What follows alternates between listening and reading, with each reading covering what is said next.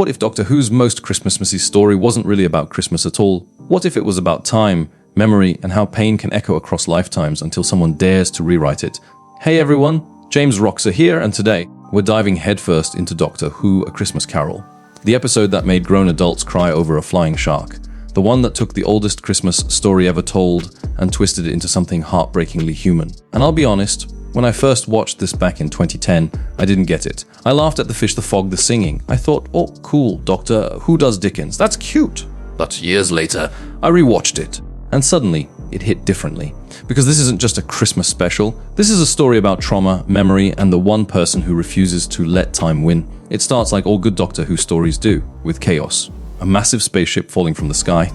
Amy Pond and Rory Williams, still in their honeymoon armor, trapped on the deck as smoke fills the air. And the Doctor? He's not there to wave a sonic screwdriver and fix the engines. He's in the clouds, listening to a planet that doesn't want to be saved. That's when we meet Kazran Sardick, the Scrooge of the future. Michael Gambon, yes, Dumbledore himself, playing a man so bitter, so cruel, that even his face seems allergic to hope. Kazran controls the weather system that could save the ship. One flick of a switch and hundreds of lives could be spared. But he won't. He doesn't care. Because caring hurts, and hurt has followed him for too long. The Doctor looks at him, studies him, and you can feel it. This isn't a monster to be fought. This is a life that needs to be rewritten. And that's where it gets genius. Instead of fighting the villain, the Doctor rewrites his past. Literally time travel therapy. He jumps into Kazran's childhood, breaks into his memories, and tries to fix the man by fixing the boy. Now that's where Doctor Who becomes something transcendent. It's not just sci-fi, it's philosophy wrapped in whimsy. But let's pause for a second, because I want you to imagine this. You're a kid, your father is cruel, your home is cold, your city tells you to obey or freeze. And then one night, a strange man in a bow tie breaks through your ceiling with a box that's bigger on the inside and says, "Let's go meet some fish that swim in the clouds." Would you trust him? Would you dare to dream again?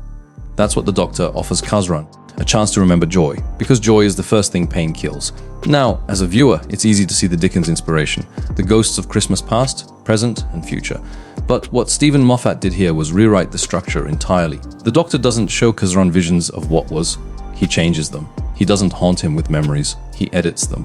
It's like a cosmic editor taking a human soul and doing a full rewrite. And that's where the deeper horror sets in, because if the Doctor can rewrite a man's memories, can he rewrite who that man is? Where does saving someone end and manipulating them begin? That's the haunting question buried inside all the Christmas glitter. Now, for those who missed it, there's this small, perfect moment early on. The Doctor, wandering through Kazran's past, opens a wardrobe and finds old photographs. Not of people, but of possibilities. A lonely boy dreaming of adventures he'll never have. And for one night, the Doctor decides to make them real. It's beautiful and terrifying, because the Doctor is playing God with time again. But this time, he's doing it for love, and that's when we meet Abigail. Abigail, the woman frozen in ice, literally. Kazran's sleeping beauty, the one thing he ever loved. Played by Katherine Jenkins, whose voice could probably calm a Dalek if she tried hard enough. When she sings, the skies change, the clouds open, the fish swim closer, and Kazran falls in love. It's like watching an old wound remember what warmth feels like. The Doctor and young Kazran take her out of the ice every Christmas Eve to live one more day before she dies. Because yes, she's dying. And they both know it. Now, pause. Let that sink in. Every year, they steal one more Christmas from time, knowing there won't be many left. And through that, Kazran grows up twice, once as a boy and again through memory. It's poetic, it's devastating. It's Doctor Who at its most human. But here's the part that broke me. Because as Kazran gets older, he remembers the love, but forgets the lesson.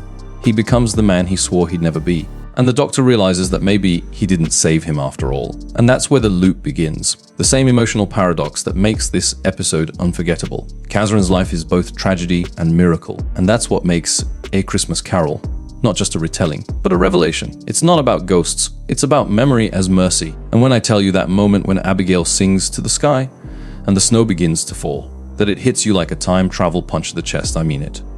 Because that song doesn't just save a spaceship, it saves a soul. And somehow it saves ours too. But how far can you go before rewriting someone's past becomes stealing their future? That's where we're heading next. Because in A Christmas Carol, the Doctor doesn't just play with time, he breaks it. And the cost? It's much higher than anyone realized. When the Doctor rewrote Kazran's past, he didn't just fix a man, he fractured a timeline. Because here's the paradox at the heart of A Christmas Carol. Kazran Sardick is no longer the same man who refused to save that ship, but the world still remembers him as if he is. The weather controls still obey his handprint. The laws of this planet still believe he's the same cruel tyrant. But inside, he's someone entirely new.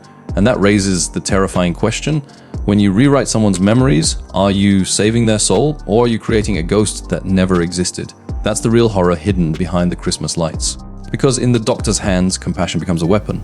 Let's break it down. In most Christmas stories, redemption comes from awareness. You confront your past, face your sins, and choose to change. But in Doctor Who, A Christmas Carol, the Doctor skips the choice entirely. He changes Kazran for him. He becomes the ghost, the haunting, the manipulator. He doesn't show Kazran the path to kindness. He installs it, like software. Now that's bold storytelling, because it turns the Doctor, our hero, into something frighteningly divine. Someone who doesn't just travel through time, he edits it. And that's the moment when you realize the line between savior and sinner in Doctor Who is always thinner than we think. Watch the way Michael Gambon plays it. When the older Kazran finally sees footage of his own younger self, standing next to the Doctor, laughing with Abigail, he looks haunted. He realizes those memories aren't just dreams. They happened, but not to this version of him. The Doctor has overwritten his pain with joy and left him stranded between timelines. That's why he breaks down when Abigail finally awakens, because he's not sure if the love he feels is his anymore, or just a program installed by a Time Lord trying to make the world better. That's the brilliance of Moffat's writing here. He takes the logic of time travel and turns it into emotional horror. It's not about paradoxes or alternate realities. It's about the human mind and how fragile identity becomes when time stops obeying you. Because when the Doctor bends time to fix pain, he risks breaking the very people he's trying to save. And this isn't new. We've seen it before with Donna Noble, with Clara, with Amy. Every time the Doctor uses time to heal, he leaves scars the universe can't see. But in A Christmas Carol, it's wrapped in such warmth and snow and song that we don't notice the knife. That's what makes it genius and devastating. Now, here's the thing most people missed. When Abigail sings her final song, the one that clears the sky and saves the ship, there's a detail hidden in the background. Look at the Doctor's face. He's not celebrating, he's mourning. Because in that moment, he realizes he's done the very thing he always swore he wouldn't. He's rewritten a life for the sake of others. Again, he's created a happy ending that isn't real. Kazran and Abigail get their perfect day. The ship is saved. The Doctor smiles. And yet, if you listen carefully to Murray Gold's score, the tone shifts, the chords slip from triumph to melancholy. The melody becomes uncertain, like even the music knows something isn't right. Because time doesn't forget. That's the unspoken rule in Doctor Who. You can rewrite history, but history always remembers what you took away. The Doctor gave Kazran new memories, but he also stole his old ones. He stole his right to choose who to become. That's the real tragedy of A Christmas Carol. The Doctor didn't just change a man. He erased the version of Kazran who might have found his own redemption someday. He replaced free will with mercy. And mercy, in the wrong hands, can look a lot like control. That's why the episode hits harder the older you get. Because you start to realize it isn't just about forgiveness. It's about consent, about what it means to fix someone without asking if they want to be fixed. And that's what makes the ending so haunting. After the ship lands safely, the Doctor doesn't stay. He doesn't watch the fireworks. He doesn't share dinner or join the celebration. He walks away quietly, like someone who's just done something beautiful and unforgivable. Because deep down, he knows what he's done isn't kindness, it's interference. The ultimate paradox of the Doctor. He saves lives by rewriting them, and then has to live with the guilt of knowing he played God again. But what if, and this is the chilling part, the Doctor had to do it? What if leaving Kazran untouched meant hundreds of people died? What if compassion sometimes demands corruption? That's the philosophical heart of A Christmas Carol. There are no clean choices, just people trying to do good in a world where good and evil are built from the same atoms. And it's all wrapped in the glitter of Christmas lights. But that's what Moffat was trying to say. Christmas isn't about pretending everything's okay. It's about mercy, messy, complicated mercy, given even when it's not deserved. And that's exactly who the Doctor is. He's not a saint. He's not a hero. He's a man who can't stop trying. When you rewatch this episode, pay attention to the Doctor's final words. He tells Abigail and Kazran, everything's got to end sometime. Otherwise, nothing would ever get started. It sounds like comfort, but it's actually confession, because that's the Doctor speaking to himself, to the lives he's rewritten, to the people he's saved and lost. It's his way of saying, this moment won't last, but maybe, just maybe, it was worth it. And that's the heart of this entire story. The idea that time can be rewritten, but love, once found, echoes forever. So when the credits roll, when the snow falls one last time over Sardick Town, you're left with this question burning quietly in your chest. If you could rewrite someone's past to make them better, would you? Even if it meant stealing who they were. That's the ghost haunting this story. And it's why A Christmas Carol remains one of the greatest Christmas specials ever made. Not because it's joyful, but because it's honest. And yet, the ripples of what the Doctor did here don't stop. This wasn't just a one-off moral experiment. The consequences of this episode would quietly echo into Clara's timeline, the day of the Doctor, and even twice upon a time. Because when the Doctor learns he can rewrite memory to fix people, he never really stops. And that's where our story turns darker. Because by the time the 12th Doctor arrives, the gift of rewriting time has become a curse. And that's what we'll explore next. How A Christmas Carol wasn't just a Christmas tale, but the first domino in the Doctor's long descent into guilt, manipulation, and mercy without limit. When the snow settles and the laughter fades, one truth remains: the Doctor never really left Sardick Town. Because the thing about rewriting time is that time always writes back. And that's exactly what starts happening silently throughout the next decade of Doctor Who. Every time the Doctor saves someone, there's a shadow of Kazran in the background. Every time he rewires a timeline, you can almost hear Abigail's song echoing. Let's go deeper.